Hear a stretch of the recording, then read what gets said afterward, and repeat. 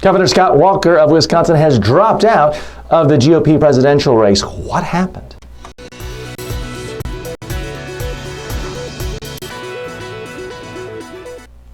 Governor Scott Walker of Wisconsin was considered by many, and full disclosure by me, as one of the top 3 likely presidential candidates to win the GOP nomination for 2016. Here we are, September of 2015. He's gone already, a mere 70 days after his announcement. What happened?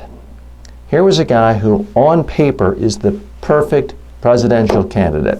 Governor from a largely Democratic state, a Republican governor, someone who was elected, someone who was reelected, someone who won a recall race, 3 statewide campaigns in 4 years, victorious every time, young, acceptable to conservative Christians, seemed to have broad support throughout the party, a lot of establishment money behind him, some early support. In fact, he was number 1 in Iowa a few months back, and now he's completely gone. Here's my analysis of what happened. Every time people saw him speak on a larger platform, a debate on TV, he lost votes. We saw it happen after the first presidential debate, and after the last presidential debate last week, he went from 3% of the vote, all the way down to 0. He literally went to 0. He was uniformly ranked the worst performer in the debate. What happened? I have a couple of theories. For starters, his main presidential message was he's the guy who busts unions. Now, I'm not going to get into a debate with you as to whether unions are good or bad or their relative role in our economy, but I will tell you this. When it comes to an issue that's really going to galvanize rank and file Republicans, that's not it. Yes, the Koch brothers, yes, the CEOs, the billionaires who largely fund campaigns, they love the fact that Scott Walker was tough on unions and shutting unions down. But as far as a galvanizing political message, I've never once met a rank and file Republican who said, the number one problem in our economy today is too many people in private sector union jobs. The number of people in private sector union jobs these days is about 6%, a little more than 6%, far lower than any time in the last 80 years. And yet every time he was asked a question, what was Reagan's greatest foreign policy accomplishment? It was, well, he shut down the PATCO union people.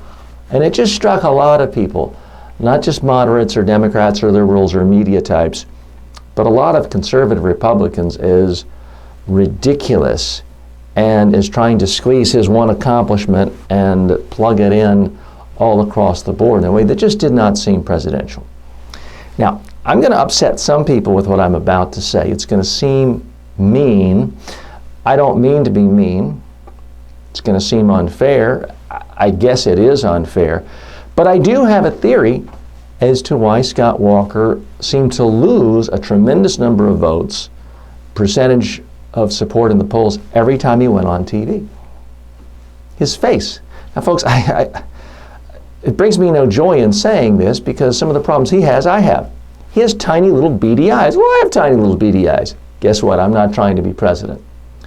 He has a very, very unflattering bald spot on his head that typically winning presidential candidates don't have. Nobody has better hair than Reagan did or Clinton. So, again, I wish that weren't the case. I'm not saying it. And by the way, Scott Walker has a lot more hair than I do. So I'm not trying to be hypocritical here. I'm simply pointing out that I think Americans are superficial. And they look at someone like a Scott Walker and they don't like the look of his face. There's something about him that looks a little special needs. Sorry if it seems mean. I'm sorry if it seems harsh. I don't have any ill will towards him. His name is Walker. My name is Walker. As far as I know, I have no relations with him. I'm not related to him. I certainly have no relations with him. But that's not why I'm saying. I'm trying to dissect this. And it's just an unfortunate reality that he has a little bit. Those of you who ever watched MASH, remember they called the Frank Burns character ferret face. There's a little bit of that going on with Scott Walker. Now, you can make the case that Donald Trump is ridiculous looking with his hair and whatever it is he does with his hair, but the rest of him just doesn't look absurd. And if you ever saw Donald Trump as a young man, he was a good-looking man. Jeb Bush is a good-looking guy. Most of the other candidates are better than average. Ted Cruz, that's another issue. But typically, presidential candidates are better looking than average. And I'm afraid that is one factor that really cut against Scott Walker. That's my assessment. I'm more than happy to hear your criticisms. You could talk about exclusively policy issues with Governor Walker too, but I do think some of it is the purely superficial in how he communicated, and not that he was a bad communicator, but what people saw when they were actually watching. That's my take. Please post your comments in the discussion section.